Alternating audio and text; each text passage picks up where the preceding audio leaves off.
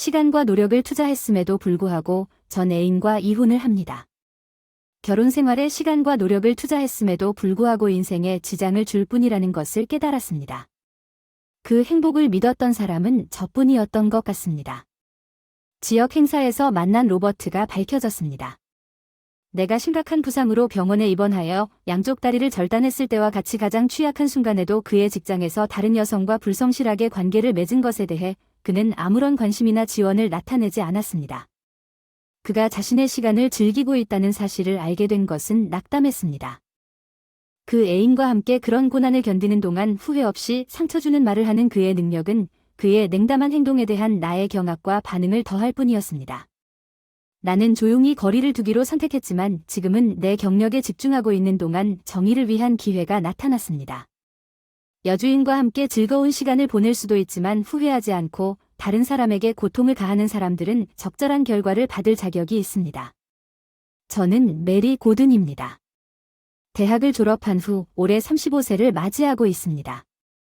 가족 사업 내에서 책임의 균형을 유지해 왔습니다. 사무실에서 파트타임으로 일하는 동안 처음에는 나의 색다른 접근 방식에 대해 회의적이었습니다. 나는 가업의 요령을 배우면서 그러한 반응에 익숙해졌습니다. 나는 모든 것을 추구해야 한다는 사회적 압력에도 불구하고 다양한 역할에서 경험을 쌓으라는 부모님의 조언을 따랐습니다. 시간제 취업 나는 외동딸로서 나의 독특한 상황에 따라 경력을 탐색하기로 선택했습니다. 나는 궁극적으로 가족 사업을 독립적으로 관리하기 위해 내 기술을 연마하는 것이 중요하다는 것을 인식하고 있으며 그 문제를 능숙하게 처리하기 위해 부지런히 훈련하고 있습니다. 로버트와의 만남이 일어났습니다. 처음에는 주저했음에도 불구하고 제가 파트타임으로 지원하고 있던 지역 비즈니스 행사에서 저는 이웃 부스에서 그와 대화를 나누는 것을 발견했습니다. 정중한 대화로 시작된 우리의 상호작용은 가동 중지 시간 동안 점차 의미 있는 대화로 발전했습니다. 그는 제가 흥미롭다고 생각하는 사람으로 발전했습니다. 우리는 연락처를 공유했고 자유시간이 있을 때마다 계속 연락할 수 있을 만큼 빠르게 친해졌습니다. 저는 수줍어했지만 로버트는 누구와도 이야기할 수 있었기 때문에 우리는 놀랍게도 만화책에 대한 사랑을 공유하면서 다른 만화책 관련 장소를 방문하게 되었습니다. 그리고 박물관은 우리의 유대감을 강화시켜 주었고 우리는 두 번째 크리스마스 밤에 불이 켜진 거리를 함께 걸을 때 결국 데이트를 시작했습니다. 로버트는 우리가 처음 만났을 때부터 갑자기 멈췄습니다.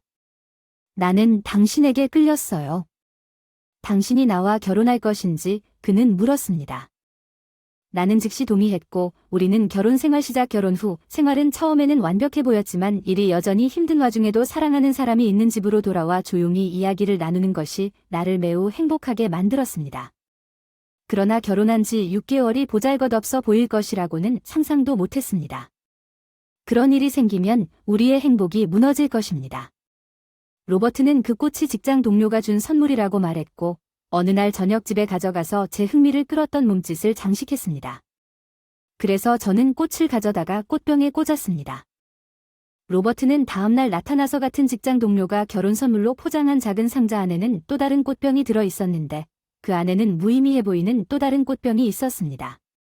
이미 우연의 일치로 약간 혼란스러운 감정을 느꼈기 때문입니다. 나는 로버트가 온라인으로 집에 가져온 노란 장미의 의미를 찾아보았습니다. 그들의 메시지가 상징적이라는 것을 깨달은 후 제발 헤어지세요 불안한 느낌을 지울 수 없었습니다. 순전히 우연이라고 설명하고도 의심이 지속되었지만 예의 바르게 보일 수는 없었습니다. 나는 두 꽃병을 모두 사용하기로 결정했지만 두 번째 꽃병을 풀면서 아무런 의미도 없는 평범한 물건으로 드러났습니다. 의도된 목적을 넘어선 이 계시는 나의 불안감을 더욱 심화시켰고 내가 두 번째 꽃병에 손을 뻗었을 때 갑자기 고통스러운 핑소리가 들렸습니다. 내 손으로 아야 나는 쿠션제로 조심스럽게 쌓여 있었음에도 불구하고 유리에 균열이 있는 것을 보고 깜짝 놀랐다. 부자연스러운 손상에 대한 우려가 커졌기 때문에 내 직감은 나에게 그것에 대해 로버트에게 맞서라고 재촉했다. 저기 저번에 우리가 받은 꽃병에 대해 떨어뜨렸나요? 집에 가져오기 전에 나는 솔직한 설명을 바라면서 조심스럽게 물었다. 물론 그렇지 않다. 나는 그런 선물을 함부로 다루지 않을 것이다. 로버트는 나에게 그것을 건네준 세심함을 생각하며 그의 표정에 진심으로 대답했다. 나는 그를 믿었지만 설명할 수 없는 균열이 남아 있었다. 맞아요. 나는 그의 고통을 감지하고 방향을 바꾸었습니다. 꽃에 물을 주어야 합니다. 질문을 회피하지 마십시오. 나는 더 불안해졌습니다. 그녀가 최근 회사원으로 일하기 시작한 선물을 어떤 사람이 당신에게 주었는지, 로버트가 준 것이 왜 당신에게 중요합니까? 방어적인 대답은 단순한 호기심 이상의 것입니다. 하지만 내가 받은 선물이 무엇이든 걱정할 필요는 없습니다. 나는 설명을 구하면서 반박했습니다. 로버트는 그날 이후 그의 태도를 바꾸었습니다. 그의 티는 더 비싸고 냉소적이 되어 나를 점점 더 불편하게 만들었습니다. 그의 비난은 나를 더욱 불편하게 만들었습니다. 불안하고 모든 접촉을 긴장하게 만들었습니다. 어느 날 밤 나는 로버트가 집에서 보기에는 특이할 정도로 쾌활해 보이는 술자리를 이용하여 저번에 장미와 꽃병에 대한 은혜를 갚으려고 생각하고 있었는데, 당신은 무엇이 도움이 될 것이라고 생각하는지 이야기를 꺼냈습니다. 뜬금없이 거절했다. 불필요한 물건은 필요 없다. 선물을 받아드니 선택하지 않는 것이 실례겠지만 넣을 필요는 없다고 하겠다. 분위기를 찌르는 말이 거절당해서 불안해졌다. 노란 장미의 신비한 의미와 마찬가지로 나는 로버트의 반대에도 불구하고 단호하게 행동하게 된 끈질긴 의심을 품었습니다. 나는 사설 탐정을 고용하여 비밀 조사를 수행했습니다. 결국 그 조사는 내가 밝히기 두려웠던 현실을 밝히는 결과를 얻었습니다. 다음에 취해야 할 조치, 로버트에 대한 미련에도 불구하고 감정의 회오리 바람에 휩싸였습니다. 우리가 함께할 미래에 대한 의심은 결혼 직후 표면으로 드러난 가혹한 현실에 나를 마비시킨 채 고개를 끄덕였습니다. 이 불확실성의 미로에 얽혀있기로 했습니다. 시간을 벌기 위해 조사 결과를 받고 즉시 조치를 취하지 않고 어쩌면 때가 되면 조사 결과를 숨겨두는 것이 비장의 카드가 될지도 모른다. 로버트, 나는 그것이 올바른 행동인지 불확실한 결정의 무게와 씨름했습니다.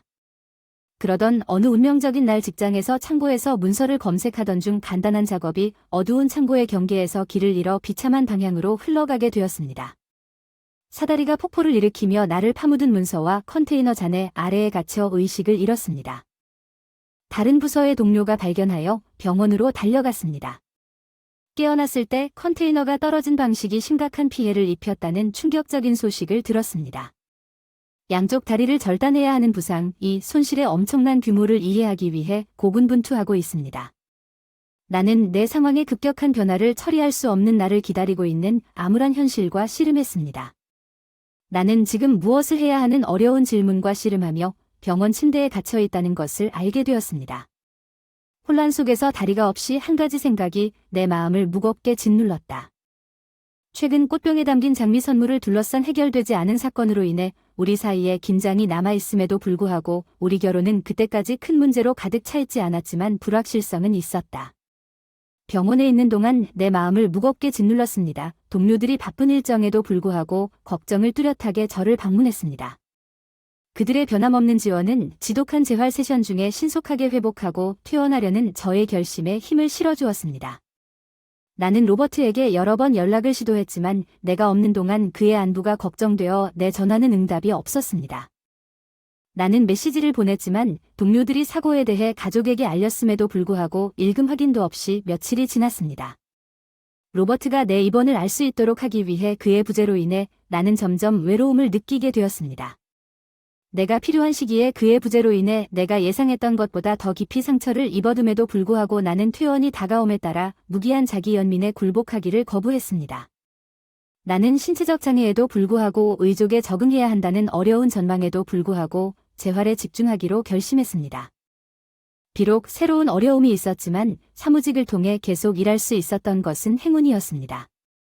그러나 집에 돌아온 후에도 로버트의 부재로 인해 제가 곧 퇴원한다는 소식을 듣고 그의 한마디 대답은 결국 나를 어리둥절하고 낙담하게 만들었습니다. 저의 퇴원을 도와주고 일상생활로의 복귀를 도와준 가까운 동료였습니다. 장기간 입원 후 집으로 돌아오는 것은 제가 예상했던 것보다 더 힘든 일이었습니다. 익숙하지 않은 의족에 대한 적응은 이미 새로운 도전을 더했습니다. 힘든 상황에도 불구하고 나는 언젠가 내가 구한 답이 퇴원 후 밝혀질 것이라는 희망을 붙잡고 끈기 있게 매달렸다. 왜 며칠 동안 그 사람을 집에서 보지 못했을까? 그 사람은 내가 일어나기 전에 떠나는 것인가? 아니면 늦게 집에 돌아오는 것인가? 밤에 잠자리에 든 후에도 여전히 다른 사람이 거주지를 방문한 흔적이 없었습니다. 과거에 그가 일에 몰두하여 늦게 집에 돌아왔지만 며칠 동안 그의 부재는 내내 불안했습니다. 나는 그가 아무 일도 겪지 않았기를 바랐습니다. 특이하거나 의도치 않게 거실에 앉아 전화기를 바라보며 이런저런 생각을 하고 있을 때 문이 열리는 소리가 들렸습니다. 뒤를 돌아보니 로버트가 문 앞에 큰 더플백을 들고 있는 것이 보였습니다. 방에서 나가세요. 잠시만요. 당신은 어디 있었나요? 내 걱정을 무시하려고 했으며 귀찮게 하지 마세요. 그가 냉소적인 태도로 대답했습니다. 어떻게 내 걱정이 아니겠습니까? 며칠 동안 집에 있는데 자연스럽게 저와 전혀 연락이 없었어요. 걱정이 돼요. 이미 충분히 애원했습니다. 그는 정확히 이런 목회가 너무 짜증나고 더플백을 통해 땅에 쿵쿵 소리가 나지 않는다고 말했습니다. 너랑 같이 있으면 항상 과한 위험을 무릅쓰고 나가서 다치고 나도 일하느라 바쁘고 게다가 회사 사람들이 나한테 병원에 가보라고 권하는 그런 무의미한 개입이 어떻게 그게 망했다고 할 수 있어? 곧 끝날 예정이던 계약 $100,000 계약이 부상으로 인해 사라졌습니다. 그는 목소리를 높여 자신의 분노를 드러냈습니다. 제가 어떻게 제 부상으로 인해 손실이 발생할 수 있는지 질문하려고 했을 때 로버트가 이유 식탁에 손을 쳤습니다. 어차피 계약하기엔 너 같은 징크스가 있으면 나도 불운할 거야. 죄책감을 받아들이고 과분한 이혼을 신청하자. 왜 갑자기? 나는 불확실함으로 머리를 핑핑 돌면서 반대했다. 로버트는 더플백에서 종이 한 장을 꺼내서 밀어 넣었다. 내 질문에 대답도 없이 내 앞에서 집안일도 못하는 기생충과 이혼하고 보상금으로 $60,000를 요구한다. 이혼 합의금은 무엇인가? 그래, 당신이 나에게 끼친 정신적 고통과 방해에 대한 보상이다. 내 직업 생활에 대해 그는 실제로 그런 일이 존재할 수 있다고 말했습니다. 내가 사랑했던 바로 그 남자였습니다. 내가 대답하려고 애쓰는 동안 놀라움과 슬픔의 파도가 나를 덮치기 전에 그는 순종을 주장하며 그의 존재에 한 걸음 더 다가갔습니다. 당신이 하는 유일한 대답은 더 이상 아무것도 듣기를 거부했습니다. 나는 너무 피곤해서 울지 못했기 때문에 로버트가 나에게 줄 수 있는 것은 당신이 이혼 판결을 제출할 때 제출하는 이혼 서류뿐이었습니다. 나는 너무 바빠서 그는 빨리 이혼을 신청했다고 소리치고 싱글로 돌아왔습니다. 직장에 큰일이 생겨서 그런 생각을 할 시간이 없었어요. 빨리 짐을 싸서 우리가 살던 집에서 나왔어요. 로버트가 마음이 바뀔지도 모른다는 생각에 시간을 내어 떠날 준비를 했는데요. 로버트가 나를 쳐다보며 혀를 찰칵 소리를 내며 빠르게 가더니 더 이상 이곳에서 환영받지 못한다고 말하면서 그는 비웃으며 말했다. 부분적으로 포장된 가방을 문 앞에 던졌지만 우리의 시간이 이렇게 끝날 줄은 몰랐다. 갑자기 그것은 불가피한 일이었습니다. 어쩌면 그것은 좋은 일이었을 것입니다. 왜냐하면 나는 로버트가 얼마나 자기중심적일 수 있는지 전혀 깨닫지 못했기 때문입니다. 로버트는 나에게 전혀 관심을 보이지 않았습니다. 결국 나는 그의 눈이 나에게 있다고 생각했지만 그들은 항상 그의 먼 여주인에게 고정되었을 것입니다. 이런 뻔한 사실을 더 일찍 보지 못한 나 자신에게 화가 나지만 분노만으로는 시간을 되돌릴 수 없다. 이제 다리가 없어도 로버트에게 도전할 수 있는 사람으로 발전하기 위해 다짐한다.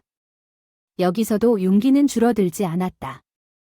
시간을 포기하지 않음, 누구도 기다리지 않음. 그러므로 내가 할 수 있는 일은 최선을 다해 최선을 다하는 것뿐임. 나는 이제 일상적인 업무를 수행할 것임. 부동산 관리가 나의 주요 업무임. 나는 부동산을 관리한 부모님이 저에게 남겨주신 사업으로 매년 약 $900만 임대 수입을 얻고 연간 임대 수입이 $900만 달하는 것은 특히 제가 부동산 관리에 대한 사전 경험이 없었을 때 처음에는 달성하기 어려운 목표였습니다. 로버트의 집으로 돌아와서 나를 붙잡고 나 자신을 밀어붙였습니다. 그는 내가 그렇게 열심히 일해서 1년에 $900만 벌고 있다는 것을 결코 짐작하지 못했을 것입니다. 돌이켜보면 임대료를 로버트에게 비밀로 하는 것이 아마도 최선이었을 것입니다. 내가 수백만 달러를 벌고 있다는 사실을 그가 알게 된다면 그의 아내를 매우 나쁘게 대할 것입니다. 나는 항상 사업의 최전선에 있는 것 같지는 않지만 가끔 중요한 일을 합니다. 그날은 남자 동료 몇 명과 함께 떠나고 있었습니다. 대형 사무실 건물 복원 프로젝트의 관계자와의 회의를 위해 도착했을 때 반갑지 않은 얼굴을 만났습니다. 로버트는 관련 당사자 중 한 명이었습니다. 그는 나를 보지 못한 척했습니다. 분명히 나를 완전히 무시할 계획이었습니다. 나는 스며드는 불안감을 떨칠 수 없었습니다. 내 위에 로버트 옆에 서 있는 여직원을 관찰했을 때 그것은 단지 그녀가 내 전처였기 때문만은 아니었습니다. 그들의 행동은 분주한 사무실 환경 속에서 전문적인 환경에 비해 너무 눈에 띄는 것처럼 보였습니다. 나는 그들의 친밀한 대화를 눈치채지 않을 수 없었습니다. 내가 직접 대면할 수 있게 되어서 기뻐요. 최근에 꽃을 보낸 사람이 당신이군요. 그 여자가 로버트에게 우호적으로 말했어요. 노란 장미에 대해서는 언급하지 않았고 그에 대한 무심한 언급은 그녀가 보낸 사람임을 암시했습니다. 그녀의 미소는 장미를 연상케 하는 빛나고 있었지만 그녀의 눈은 불가해한 생각과 계획을 숨기고 있는 어두운 늪처럼 복잡함의 깊이를 배반했습니다. 그런 메시지를 보내는 것은 평범한 상황이 아니었습니다. 유부녀에게 선전포고를 하는 것은 평범한 빙고가 아니었습니다. 그 사람은 노란 장미와 깨진 꽃병을 결혼 선물로 건넨 사람이었습니다. 그렇군요.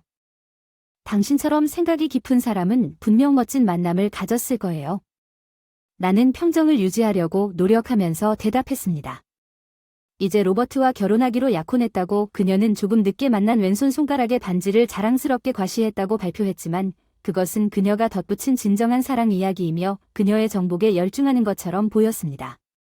누군가가 그런 것을 자랑하는 이유를 알 수는 없지만 나는 사랑의 여신이 진실을 분별하는 신비한 방법을 가지고 있는 것처럼 보였고 우리의 사랑은 아마도 로버트가 안젤라 옆에 잘난 척하고 있다는 것을 증명했을 것입니다. 안젤라의 최고의 아이디어에 대해 그녀에게 자신감을 뿜어냈고 나는 그들의 역동적인 모든 것에 보조를 맞추기 위해 고군분투했습니다. 나는 일을 끝내고 떠나고 싶었지만 앤젤러의 갑작스런 태도 변화가 내 관심을 끌었습니다. 그런데 늦은 시간에 사무실 건물 개조를 담당하는 사람이 아닌가? 앤젤러는 그녀가 더에 대한 이전 담론을 보는 것을 힐끗 보았을 때 그녀에게 짜증이 났다고 물었습니다. 사랑의 힘은 그녀의 새로 발견된 주장과 일치하는 것 같았습니다. 나는 그들이 서로를 당황하게 바라보는 갑작스러운 변화에 거의 웃음이 터질 뻔했고 나는 이 건물과 진행 중인 개조 프로젝트가 내 감독하에 있다고 말했습니다. 그들의 얼굴은 당황한 표정으로 바뀌었고 로버트의 얼굴은 이미 어리석은 표정은 훨씬 더 터무니없어졌습니다. 앤젤러는 당신이 거짓말을 하고 있다고 무시하며 쏘아붙였습니다. 그러나 그녀의 표정은 모든 것을 말했지만 라버트는 실제로 놀란 것 같았고 그는 심지어 그것이 가능하지 않다고 확신하지 않는다는 것을 보여주기 위해 나를 가리키기도 했습니다. 앤젤러가 그녀의 어조를 말한 것입니까? 그녀에게 놀랍게도 당신은 사무원이에요. 저는 가업을 돕고 사무실에서 일하고 있었습니다. 가업은 제가 이 문제를 제기할 필요는 없었지만 다른 직원에게 확인한 후에는 더 이상 당신의 걱정이 아닙니다. 회원들과 이해관계자인 로버트와 안젤라는 처음에는 여전히 회의적이었지만 점차 진실을 밝히고 있는 것처럼 보였습니다. 나는 이름 카드 교환 중에 로버트가 내 명함을 조각조각 찢는 것을 보고 웃었습니다. 이것은 불가능합니다. 나는 받아들일 수 없습니다. 너네 아르바이트 회사원은 거짓말이 아니야. 로버트는 회의적인 어조로 목소리를 반대했는데 그건 사기도 아니고 내가 수년 동안 그렇게 명함을 찢는 사람을 본 적이 없다.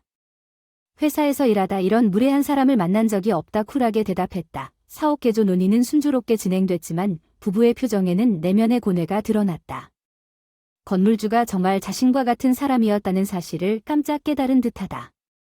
이혼을 시작한 사람이 로버트였음에도 불구하고 로버트가 회의 중에 나를 계속 쳐다보려는 시도는 짜증나는 것으로 판명되었습니다. 회의 후 갑자기 그의 행동이 일관되지 않은 것처럼 보였습니다. 장기간에 걸쳐 서로를 더 잘 알아가는 것이 현명한 것 같았습니다. 모임은 소규모였지만 급하게 장소를 찾는 것이 어려웠고 모두가 준비로 바쁘기 때문에 예약에 어려움이 있었습니다. 로버트가 나에게 다가와서 종이 같은 것을 미끄러뜨렸습니다. 내 손에 뭔가가 있다는 느낌이 들었습니다. 미스님, 나는 쪽지를 펼쳐 안에 접힌 종이와 사탕 한 장이 들어 있었습니다. 쪽지를 읽으면서 우리가 함께 몰래 빠져나갈 수 있다는 쪽지를 읽었습니다. 나는 그가 이것을 전 애인에게 묻는 일종의 믹서로 착각한 건지 깜짝 놀랐습니다. 아내가 같이 몰래 빠져나가는 건 그냥 잘못된 거였어. 역겨워서 2번 보더니 내 반응을 알아차렸어. 로버트는 윙크하고 손가락으로 총을 쏘는 몸짓을 했어. 데스 비즈니스 관련 사교 행사인데 끝까지 머물러야 하는데 그의 행동은 완전히 옳았어. 부적절. 로버트와 계속 가까이 산다는 생각은 감당하기 너무 힘들었다. 나는 부하에게 침착하게 상황을 전달하고 큰 소란을 일으키지 않고 회의를 떠났다. 나는 로버트가 5시 이후에 내가 갑자기 사라진 것을 눈치채지 않기를 기도하며 군중 속을 서둘렀다. 며칠 동안 나는 터무니없이 많은 부재중 전화를 받았는데 모두 로버트에게서 온 것이었습니다. 그는 33통의 전화를 걸었고 많은 메시지를 남겼습니다.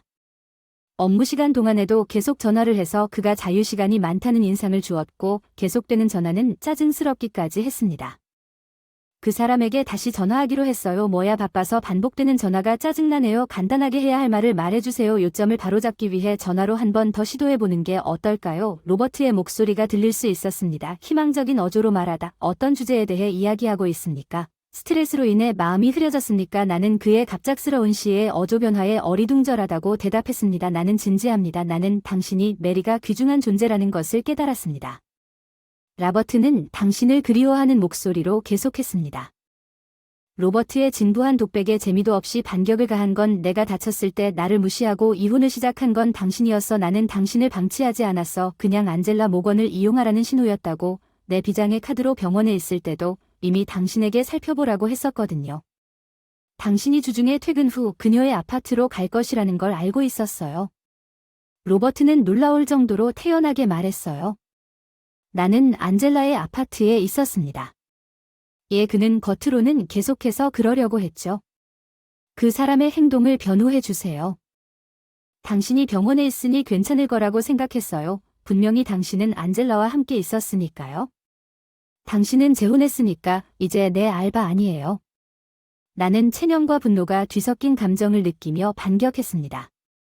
하지만 로버트가 필사적으로 새로운 것을 시작하자고 촉구했습니다. 나는 그의 논리를 이해하는데 어려움을 겪었습니다. 나 없이는 당신이 어려움을 겪고 있을 것이라고 생각했습니다. 도움이 필요하면 가정부를 구해줄 수 있습니다.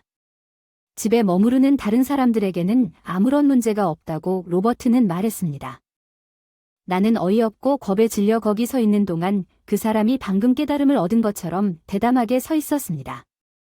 나는 당신을 돕기 위해 내 약속을 포기하는 것을 고려하고 있습니다. 나는 그렇게 할 준비가 되어 있기 때문에 지금 당장 당신에게 전화하는 것입니다. 당신은 항상 우선순위를 두었습니다. 당신의 일은 당신이 나를 돌보기 위해 당신의 경력을 포기할 것이라고 생각하는 것입니다. 예, 그것이 당신과 다시 한번 함께 사는 것을 의미한다면 일은 관련이 없습니다. 나는 매우 감동했습니다. 나는 그의 대담함에 충격을 받고 로버트가 아마도 그렇게 할 것이라는 것을 알고 전화를 끊었습니다. 나는 주저하지 않고 곧장 시청으로 갈 것이라고 예상했습니다. 제출하면 수락되지 않는다는 메시지가 있었습니다. 이것을 제출하면 승인 없이 혼인신고가 처리되는 것을 막을 수 있을 것입니다. 로버트는 제가 이틀 후에 나에게 전화를 했습니다. 시청을 방문했습니다. 안녕하세요. 저는 시청 카운터에서 이상한 이야기를 들었습니다. 제가 질문한 것과 같은 이상한 이야기를 들었습니다. 다음에 어떤 대답이 나올지 준비하고 있는데 그들은 받아들이지 않을 것이라고 하더군요. 또는 로버트가 명확하게 말한 것과 같은 말은 어떻게 해야 할지 불확실합니다. 전하고 싶은 말은 다 알면서 재촉했고 그냥 뱉어내라. 하루 종일 리버티에 없어 혼인신고는 재회 때문에 직장을 그만뒀는데 이제 모든 것이 잘못됐어. 로버트는 두려움에도 불구하고 태연하게 말하려고 했어. 그의 목소리 나는 그에게 솔직해지기로 결정했습니다. 그들은 그것을 받아들이지 않을 것입니다. 나는 진지한 어조로 당연히 동의 없이 혼인신고를 하려는 것은 절대적으로 혐오스러운 일이라고 말했습니다. 그것은 내가 지금 결혼할 자격이 없다는 것을 의미합니다. 회사 그만뒀는데 어떡하지? 로버트는 의심에 잠긴 목소리로 일을 그만뒀지? 내가 그만두라고 한 적 없다고 단호하게 말했더니 너는 서둘러 결혼을 하다가 빨리 매달렸어. 일어나 그 사람의 전화를 훨씬 빨리 차단했어야 했다는 걸 깨달아서 인생은 한동안 조용했는데 예상치 못한 일이 일어났어. 내 앞에 지저분해 보이는 여자 눈은 굳어있고 머리는 헝클어져 있었어. 너는 내 현재 상황에 대한 책임만 로버트가 떠났고 더 이상 회사의 어느 누구와도 이야기하지 않습니다. 어떻게 계속할 건가요? 책임을 인정하세요. 그녀는 미친 듯이 소리를 질렀습니다. 그녀의 목소리는 내가 그녀를 몰랐음에도 불구하고 즉시 그녀를 안젤라라고 식별했습니다. 로버트는 날 놔줘. 이제 그는 더 이상 내 걱정거리가 아니야. 걱정하지 않아도 된다고 쿨하게 말했어. 너 때문에 직장을 잃었어. 난 망가졌어. 넌 진짜 운이 안 좋아. 떨리는 목소리로 안젤라는 그때가 내가 그랬다고 비난했어. 징크스, 너 둘이 너무 닮아서 같이 있기로 했다고 단호하게 말했어. 징크스. 안젤라가 수비적으로 반격했다는 게 무슨 뜻이야? 일이 안 풀릴 때 나한테도 이별 인사라도 하듯 그렇게 불렀어. 그 사람 방법은 사실을 말하는 게 나쁜 건가요? 옳지 않은 것이 무엇인지 스스로 생각해 보시겠습니까? 당신은 나를 짜증나게 하고 나는 당신에게 아무것도 가르칠 의무가 없습니다. 당신이 더 이상 이런 식으로 나를 괴롭히면 경찰에 연락할 것입니다. 맞다. 강한 경고와 함께 통화를 갑자기 종료했습니다. 의족이 사무실에 올 뻔해서 균형을 유지하는데 어려움을 겪고 있었습니다. 분노로 가득 찬 안젤라가 다투는 동안 나에게 달려들었습니다. 평소에 들고 다니던 개인 알람이 울려서 넘어지면서 근처에 있던 모든 사람들이 충격을 받았습니다. 안젤라가 여전히 나를 붙잡고 있을 때 경찰이 나타났습니다. 그들은 소란을 목격한 누군가로부터 연락을 받은 것이 분명했습니다. 나는 앞으로 이런 일이 일어나지 않도록 경찰에게 사건을 설명한 후 보안 카메라를 조사해달라고 요청했습니다. 내 잘못이 없다고 인증하고 접근 금지 명령을 내렸다. 내가 왜 맨날 이런 고생을 해야 하는가? 안젤라 밴드는 분명히 답답했다. 어쩌면 내가 유부남과 바람을 피우기로 결심하고 그를 빼앗으려고 했기 때문일지도 모른다. 나도 그렇게 하겠다고 강하게 말했다. 보상을 요구하기 위해 변호사를 통해 당신에게 연락할 예정이므로 처리할 준비를 하십시오. 나는 참을 수 없었고 앤젤러가 자신이 한 일을 면하게 놔두었습니다. 따라서 보상을 구하기로 결정했습니다. 나는 그녀가 불륜에 대한 비용을 지불하기를 원했고 그녀는 로버트와의 결혼 생활을 망친 부분도 있었습니다. 그 후 나는 입소문을 통해 로버트가 내 임대 수입으로 뒷받침되는 호화로운 생활을 상상하면서 저와 결혼했다는 것을 알게 되었습니다. 그러나 그가 실직했고 전적으로 내 임대 수입에 의존하고 있다는 사실을 알게 되었습니다. 결혼한 남자 앤젤러는 직장에서 버림받았고 자립하기 위해 계속 일해야 했습니다. 그녀는 또한 나에게 돈을 요구했습니다. 그것은 돈과 단기적인 욕망의 결과였습니다. 클라우드 판단 나는 두 사람 모두와의 관계를 끊고 그들이 올바르게 행동하고 법을 배워야 한다고 판단했습니다. 어른들이 월세로 생활하면서 감정을 조절하다 월세로 생활하는 게 매력적으로 보일 수도 있지만 그 사이 부동산 사업에 집중했다. 일이 많이 필요했다. 고액 프로젝트를 하다 보니 스트레스와 긴장이 끊이지 않았다. 나는 내 삶을 개선하기 위해 애완동물을 키우기로 결정했을 때마다 애완견 코코의 게임을 통해 직장에서의 어려움과 장애물을 잊게 되었다는 이야기를 듣고 애완동물을 키우는 것이 도움이 될 것이라고 진심으로 느꼈습니다. 매일 감사하며 살아가겠다는 다짐, 내가 현재 갖고 있는 행복과 기쁨을 충분히 감사하고 소중히 여기겠다는 결심, 그게 첫 번째 이야기의 전부이고 이제 또 다른 비슷한 이야기를 보자. 내가 당신과 깊이 사랑에 빠졌다고 정말로 믿습니까? 나는 깨달았습니다. 나에 대한 데이빗의 사랑이 부족했다는 이 가혹한 진실은 나를 현기증나게 만들었고 데이빗에 이어지는 모욕은 상처에 소금을 뿌린 것 같은 느낌이 들었습니다. 내가 원하는 것은 내가 힘든 근무 일정을 조정하는 동안 집안일을 관리할 수 있는 파트너뿐이었지만 당신이 아프고 끝났을 때 병원에서 아픈 파트너를 돌보는 것에 대한 데이비드의 경멸은 부모가 되었습니다. 그는 이혼에 대한 열망을 표현하여 나를 어둠에 빠뜨렸지만 이 기억의 두려움이 사라지고 이전에 본 것을 회상했을 때 희미한 희망이 나타났습니다. 나는 데이비드에게 그의 결정을 인정한다고 대답했지만 강력한 동맹의 도움을 받아 새로 찾은 힘을 밝혔습니다. 내 이름은 미셸입니다. 45세의 뉴우드 주부입니다. 나는 40대 중반까지 결혼한 적이 없으며 일과 가끔 술을 마시며 단순한 삶을 살았습니다. 매년 복권을 사는 의식 중에 행복에 대한 쇼핑의 희망이 깜박입니다.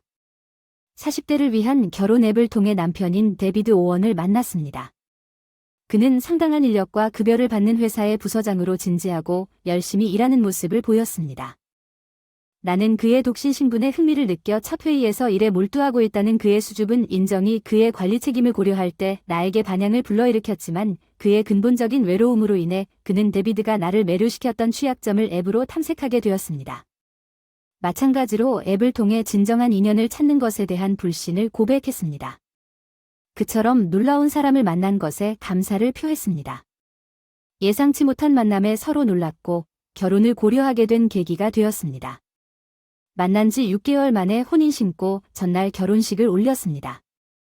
복권을 샀다. 미래를 함께하자는 희망의 상징. 이게 나에게 마지막 독신이 될지도 모른다. 결혼식 직후 조용히 고민했다. 데이빗이 부탁했다. 일이 너무 많아서 집안일을 나누기가 좀 어렵다. 나는 원한다. 미셸 너 직장 그만두고 집에 잘 있어라. 우리 어머니는 주부셨기 때문에 집안일에 집중하는 것도 개의치 않았다. 나는 그의 제안에 동의하고 결혼 생활을 시작하면서 직장에 작별을 고했다. 데이비드는 내 요리를 즐기고 칭찬하는 것에 만족해 보였다. 그것은 내가 혼자 식사하는 동안 경험하지 못한 기쁨이었습니다. 이 행복이 우리 결혼 후 단 한 달 만에 스쳐 지나갈 것이라는 것을 얼마나 거의 알았습니까? 데이비드의 태도는 늦게 일하더라도 처음에는 급격한 변화를 겪었지만 곧장 집으로 돌아올 것입니다. 최근에는 이미 밥을 먹었고 저녁을 요구하지 않았다며 밤늦게 돌아오는 일이 많아 실망을 억눌렀다. 집에 피곤해서 생선 차려준다. 난 싫다. 이런 평범한 음식은 못 먹어. 그 사람이 달라고 하는 고기로 뭔가를 하라고 하는데 오늘은 고기가 없다. 내일 고기 요리를 해줄 테니까 조금만 참아줘. 오늘은 없으면 애원하고 가서 사고기 먹고 싶은데 지금 만들어 늦은 시간임에도 불구하고 으르렁대고 오만함은 식사를 넘어서 아무리 부지런히 청소를 해도 항상 키가 크다고 비난할 점을 찾아 높은 곳을 지적한다. 먼지를 버린다고 혼나는 스툴 없이는 손이 닿지 않는다. 높은 곳은 자주 손이 닿지 않는다. 청소할 때 깨끗이 닦아줄게. 맨날 지적하지 말아달라고 간청해도 응해줄 테니. 내 키를 얕잡아보는 멸시로 높은 곳에 먼지를 뿌릴 테니 대청소. 키 작은 사람들 정말 쓸모없을 때까지 그는 내 키에 비하되는 게 아프다고 비웃겠지만 반로는 더 많은 불만을 불러일으키기 때문에 나는 묵묵히 참고 견뎠다. 데비드는 내가 하는 모든 집안일에 대해 투덜대며 피곤하다고 주장하면서 처음에는 그가 친절하고 온화하다고 믿었지만 그럼에도 불구하고 시간이 지남에 따라 그의 진정한 모습이 드러났습니다. 나는 이 나이에는 이것이 결혼의 본질이라고 스스로 확신했습니다. 그러나 최근에는 가슴이 두근거리고 가슴이 아프다. 무슨 일인지 궁금하다. 곧 지나갈 것 같다. 밝은 내일을 바라며 안심한다. 가슴이 불편해지는 게 점점 걱정이 되었지만 한동안은 무시하기로 했나봐. 그건 실수였고 시간이 지날수록 상태가 악화되어 숨이 가빠지고 어지럼증이 더 이상 참을 수 없게 됐습니다. 병원에서 건강검진을 받기로 했고 알고 보니 증상은 스트레스로 인한 심장병에서 비롯된 것이었습니다. 매일 견뎌온 정신적 긴장이 내 몸에 심각한 손상을 입혔기 때문에 이 사실을 알고 한동안 입원해야 했습니다. 집에 가서 병원 당일을 준비하고 데비드 오원에게 이 사실을 알렸지만 그는 걱정을 표시하는 대신 눈썹을 치켜세우고 장기 입원이라니 심각하게 집안일은 누가 하겠느냐고 입원 기간 동안 불편을 끼쳐드려 죄송합니다. 접시에 담으려고 응했습니다. 테이크아웃이나 조리된 음식으로 관리해주세요. 세탁물은 건조기에 넣을 수 있습니다. 그리고 1년 내내 집이 너무 더러워지면 안 된다고요? 제가 집안일을 다 해야 한다는 건 불가능한데 저는 너무 바빠서 짜증이 난다고 대꾸했습니다. 제가 퇴원할 때까지만이에요. 제가 필사적으로 애원했지만 데이빗은 남아 있었어요. 기분 나빠서 집안일밖에 할 수 없고 이제 이번 얘기라니 정말 쓸모없다. 퇴원할 때 기억해둬서 허탈하고 벅차오르는 그 사람의 거친 말들에 홀로 이번 준비를 시작한 것 같아 지금의 상황에서 도망치듯 내 잘못이 아닌 걸 알면서도 다음날 아침 죄책감을 떨쳐버릴 수가 없었다. 데이빗은 여전히 기분이 좋지 않아 병원으로 향할 때에도 작별 인사도 하지 않았다. 그는 병원에 있는 동안 2번 다시 보지 않고 일을 계속했습니다. 데비드는 그의 부재를 감지한 나의 초기 의심을 확인하지 않고 나를 방문하지 않았습니다. 나는 갈아 입을 옷을 모두 가져왔지만 내가 의지할 시간을 보낼 방문객이 없어서 병실은 믿을 수 없을 만큼 쓸쓸했습니다. 매일 스마트폰으로 인터넷 서핑을 하던 중 어느 날 데비드가 보낸 메시징 앱에서 이상한 메시지를 받았는데 그 내용에 어안이 벙벙했습니다. KT 사랑해요. 일이 곧 끝날 테니 제가 탐구하려고 할 때 기다려주세요. 그 의미에 더 깊이 들어가 보면 이 메시지가 삭제되었다는 것을 알리는 메시지가 갑자기 사라졌습니다. KT가 누구인지 메시지는 다정하게 표현되었습니다. 데이빗이 나에게 한 번도 표현한 적이 없는 감정이었습니다. 아마도 그가 바람을 피우고 있었을 것입니다. 가슴이 쥐어짜듯 급히 간호사 호출 버튼을 눌렀다. 다행히 경미한 발작이었고 간호사의 조언에 따라 5분 정도 지나면 통증이 점차 가라앉았다. 즐거운 일에 집중하려 했으나 정신이 멍해졌다가 희미한 빛이 났다. 정신이 혼미해졌다. 혼인신고 전에 샀던 로또가 생각나서 최근에 결과가 발표되었을지도 모른다는 생각에 떨리는 손으로 스마트폰으로 공식 홈페이지에 당첨번호를 확인하고 깜짝 놀랐다. 화면에 승리가 번쩍였다. 믿을 수 없어서 신이 나서 당첨 금액의 자릿수를 세고 있었는데 예상치 못한 사건을 처리하는 동안 병실 문이 활짝 열리며 들어왔다. 데이비드는 아침에 낯선 여성과 함께 걸어왔다. 화려한 외모를 자랑하는 30대, 야, 잘 지내? 데이빗이 태평한 말투로 나 어떻게 지내? 병원에 입원했는데 지금까지 얼굴도 내밀지 않았잖아. 답답한 게 당연하다고 반박했어. 당연히 누가 그랬을 것 같아? 집안일 때문에 힘든 일을 처리하기가 너무 힘들었어요. 데이비드는 내 상태에 대해 전혀 관심을 보이지 않고 자신의 부담만 당혹스럽게 대답했습니다. 나는 대답했습니다. 내 불만스러운 말투에도 불편을 끼쳐드려 정말 죄송합니다. 데이비드는 싱긋 웃으며 미셸에게 당신은 정말 매력이 없다고 말했습니다. 뭐 이제 괜찮아. 넌 불편함은 걱정하지 않아도 돼. 병원에 좀 있어라. 그의 비밀스러운 말 때문에 불안해지더니 아무렇지도 않게 여자의 어깨에 팔을 두르고 이제 그녀가 내 필요를 알아서 해준다고 자랑했다. 맞다. 케이티. 나는 말을 더듬고 믿을 수가 없어서 데이비드에게 껴안은 그 여자가 잉어 미소를 번쩍이는 그 여자라는 사실을 깨달았을 때 내 마음이 가라앉았습니다. 당신이 놀랐다는 걸 이해하려고 했으며 요구한 그 여자는 당신이 쓸모없었기 때문에 전 여자친구 케이티에게 연락했습니다. 그녀는 여전히 날 좋아해서 바로 달려왔어. 데이비드는 의기양양해하며 평정심을 유지하려고 애썼다. 물었지. 아예 지인이 도와주러 왔다. 불편을 끼쳐드려서 죄송해요. 얘기할 때 좀 더 병원에 있어야 할 것 같아요. 둘 다 이 아내를 보고 웃음을 터뜨렸습니다. 그녀는 좀 이상해요. 전혀 이해하지 못하는 거죠. 데이비드는 배신의 깊이를 이해할 수 없다고 아무렇지도 않게 말했습니다. 나는 상황이 나보다 훨씬 더 복잡하고 상처를 입혔다는 것을 깨닫고 말을 찾으려고 애썼습니다. 미셸은 40대 중반이 될 때까지 남자친구가 없다고 상상해 본 적이 있었습니다. 데이비드와 케이티가 그녀를 완전히 경멸하는 표정으로 바라봤을 때 그녀는 그들이 바람을 피우고 있다는 것을 너무나 잘 알고 있었습니다. 그녀의 마음은 더 나아가서 그녀는 의도적으로 그녀의 반응을 차분하게 유지했지만 데이비드는 그녀의 침묵을 보고 어쨌든 믿을 수 없는 말을 했습니다. 이제부터 연약한 노파는 더 이상 필요하지 않습니다. 나는 케이티와 함께 있을 것입니다. 그는 그녀에게 녹색 글씨가 적힌 종이를 밀어 넣겠다고 선언했습니다. 평정심을 유지하려는 노력에도 불구하고 이혼에 대한 의지의 표시. 미셸은 내면의 혼란을 숨길 수 없었습니다. 왜 전 여자친구가 한 번 헤어졌다고 말하는지. 당신은 나와 함께 있었고 이제 그녀에게 돌아가고 싶다고. 그녀는 그녀의 목소리에 의문을 제기했습니다. 슬픔에 휩싸인 데이비드는 경멸의 표정으로 대답했습니다. 정말 내가 당신을 진심으로 사랑했다고 생각하시나요? 나는 한 번도 당신을 사랑한 적이 없다는 것을 깨달았습니다. 반응은 나 없으면 진짜 갈 데도 없잖아. 그 사람이 물었지. 난 터프하게 행동하는 건 아니지만 이혼 서류를 제대로 제출해야지. 알았어. 미셸은 흔들림 없이 침착하게 대답했고 그녀는 건네준 이혼 서류에 서명하고 데이비드에게 돌려줘서 알았어. 내가 처리할게. 내일 제출할게. 데이비드는 여전히 어리둥절한 표정으로 중얼거렸고 케이티는 경멸적인 눈빛과 교활한 미소로 미셸을 바라보며 너는 내 젊음과 아름다움에 반하는 운명을 받아들였나 보구나. 맞다. 그녀는 조롱했지. 그래 맞다. 나는 우리가 데이트하는 동안에도 케이티를 나이트클럽에서 1등으로 만들 수 있다는 생각이 너무 자랑스러웠습니다. 미셸은 체념과 약간의 씁쓸함이 섞인 말투에 대답했습니다. 나는 그녀가 나이트클럽에서 내가 인기가 있든 없든 나 같은 나이 많은 남자를 떠날 것이라고 예상했습니다. 이혼 절차가 시작되자 내 헌신은 항상 데이비드에게 있었습니다. 저는 놀랍게도 결혼 등록을 즉시 제출하자고 제안했습니다. 데이비드가 클럽 넘버원을 선호한다는 사실이 밝혀져 말문이 막혔습니다. 나는 그가 지금까지 부지런히 일하고 있다고 생각했지만 알고 보니 그는 초과 근무를 주장한 후 술에 취해 집으로 돌아오던 날의 기억이 떠올랐습니다. 그의 변명은 이제 모호해 보입니다. 케이티는 나의 회의적인 태도를 알아차리고 끼어들었고 그녀가 데이비드의 팔을 움켜쥐고 내가 입원했을 때 떠났을 때 최종적으로 내 존재를 무시했습니다. 데이비드의 배신 결정 그리고 레마어는 이별이 내 마음을 무겁게 짓눌렀지만 나는 그에게 복수를 생각하면서 자신의 약을 맛보게 하기로 결심했습니다. 나는 퇴원을 위한 의료 승인을 받은 후 병원에서 요양을 하면서 꼼꼼하게 계획을 세웠습니다. 데비드가 KT와 함께 이사했을 때 나는 시간을 낭비하지 않고 상당한 금액을 기다리면서 은행에서 당첨된 복권을 즉시 현금화했습니다. 나는 유능한 변호사를 찾아 데비드의 과거 관계를 조사하기 시작했습니다. 나의 최우선 순위는 그가 KT와의 관계였습니다. 결혼 전 또는 관계가 지속된다면 복권 당첨을 확보한 후 보상을 구할 수 있었습니다.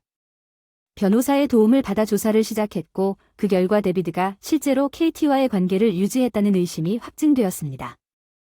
전직 나이트클럽 직원은 데이비드가 결혼 후에도 줄어들지 않고 계속되는 관계를 피했던 것처럼 중요한 매력을 가지고 있었습니다.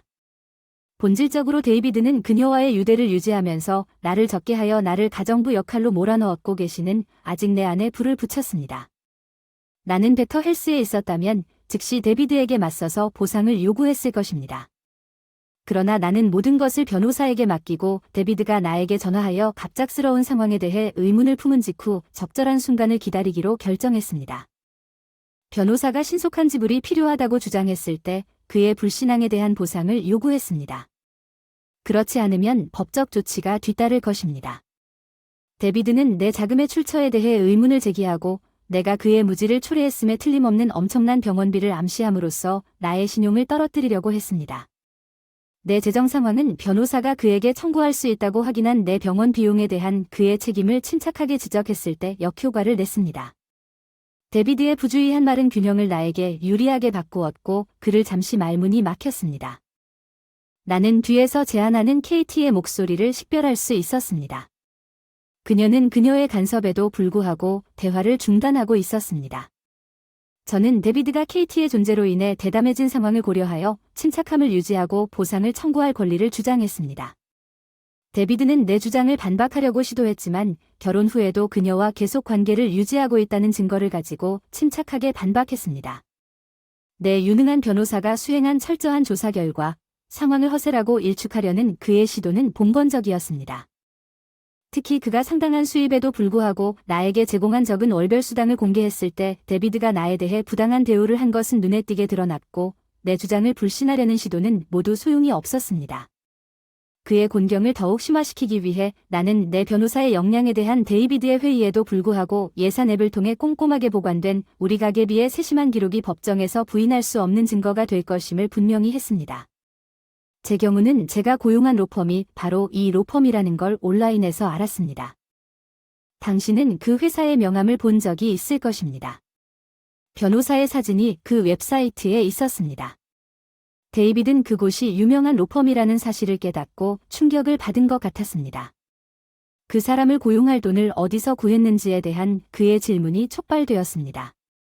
내가 실제로 올해 복권에서 $500만 당첨되었다는 사실을 밝히기 위해 연속 번호 상금을 포함하여 내 계시록이 남았습니다. 데비드와 KT는 깜짝 놀랐습니다. 데비드는 내가 복권을 사는 것에 대해 전혀 몰랐다고 주장했습니다. 나는 전에 번 돈으로 복권을 구입했다고 설명했습니다. 우리 결혼 생활은 잠시 침묵한 후 모든 세부 사항을 보고할 필요가 없다고 생각했습니다. 데이비드의 당황한 목소리가 고요함을 깨뜨렸습니다. 내가 집에 있는지 묻고 즉시 오겠다고 약속했습니다. 갑자기 급한 일이 궁금해서 20분 후에 기다렸습니다. 데이비드는 놀라울 정도로 쾌활하게 혼자 도착했습니다. 그는 자산 분할을 제안했습니다. 결혼 전에 복권을 샀다는 그의 항변에도 불구하고 나는 그의 불륜을 이유로 이혼이 완료된 후에 그것을 현금으로 바꾸었다고 단호하게 주장했지만 상황을 고려할 때 복권 당첨금의 어떤 부분에 대해서도 그의 권리를 헤아릴 수 없었습니다. 왜냐하면 데이비드는 전 배우자가 자신의 제안을 완전히 거부했기 때문에 최소한 상금의 4분의 1을 받아야 한다고 제안하면서 협상을 시도했기 때문입니다. 나는 보상이 필요하다고 강조했습니다. 데이비드는 자신에게 유리한 각도로 노력하면서 절박함이 뚜렷해졌습니다. KT는 동정심을 얻으려고 노력했지만 그의 탄원은 귀에 들리지 않았습니다. 나는 재산 분할이나 보상에 대한 타협을 받아들이지 않고 단호한 태도를 유지했습니다. 그녀는 내 일에 관심이 있었기 때문에 방금 나에게 접근했습니다. 그녀는 밤에 일하기 때문에 고객이 많고 나는 그녀가 다른 남자를 만나고 있을지도 모른다는 의심. 그럼 당신은 본질적으로 나는 사기꾼이 아니라 사기당한 피해자입니다. 나는 그녀와 헤어지고 다시는 그녀를 속이지 않겠다고 약속합니다. 물론 이제 새로운 것을 시작할 수 있을까요?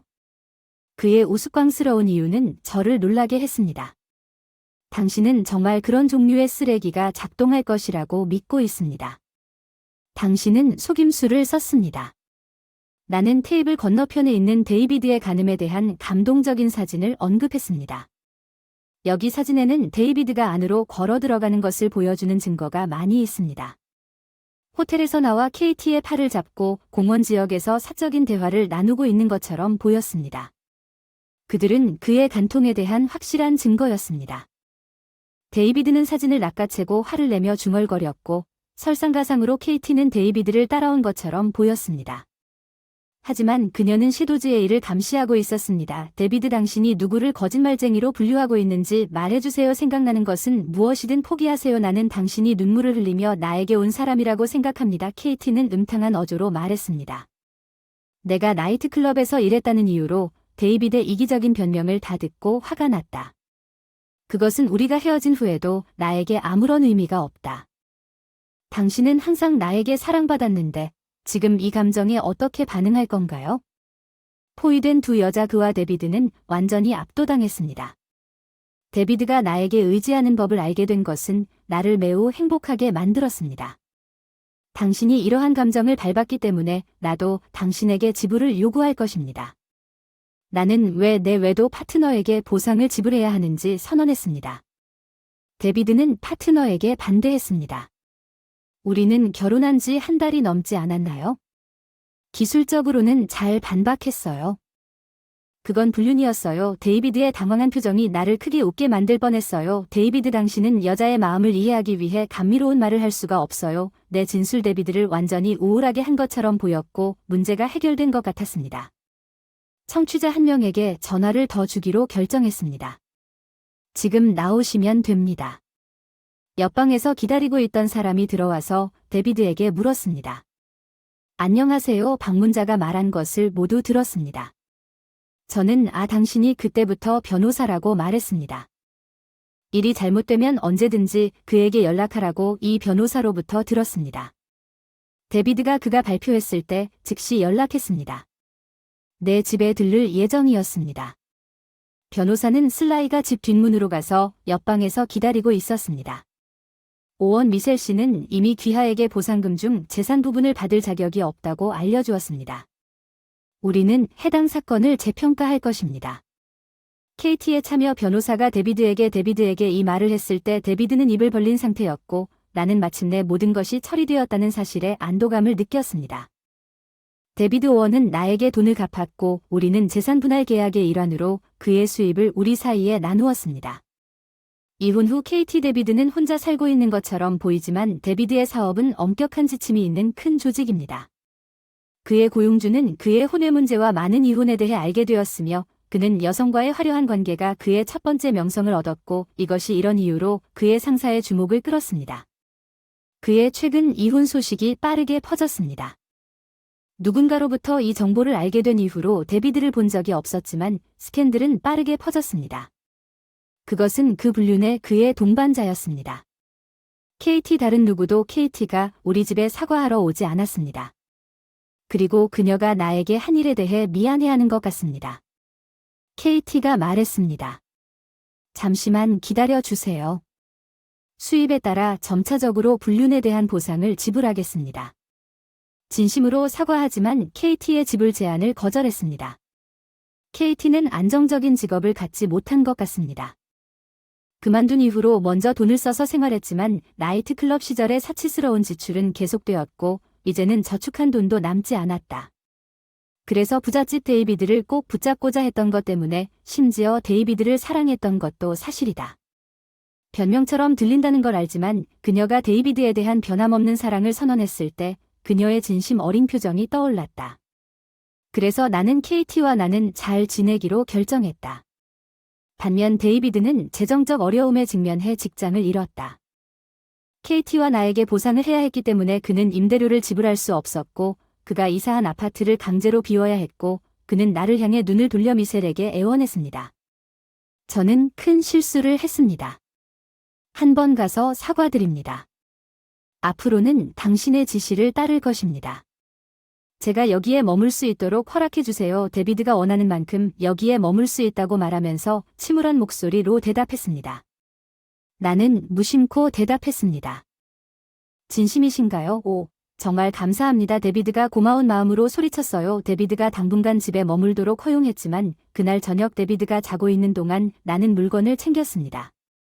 나는 방금 내가 찾고 있던 새로운 장소로 이사하는데 필요한 준비를 마쳤습니다. 데비드는 새벽이 되기 전에 일어나 집을 찾았습니다. 트럭을 옮기는데 벌써 거기 무슨 일이 일어나고 있나요? 짐이 왜 그렇게 많이 포장되어 있나요? 어디로 가는 건지 혼란스러워 데이비드가 질문했어요. 예, 오늘 이사할 거예요. 당신은 이 집이 임대된 것이라는 걸 알고 있습니다. 따라서 앞으로 임대료를 지불할 책임은 당신에게 있을 것입니다.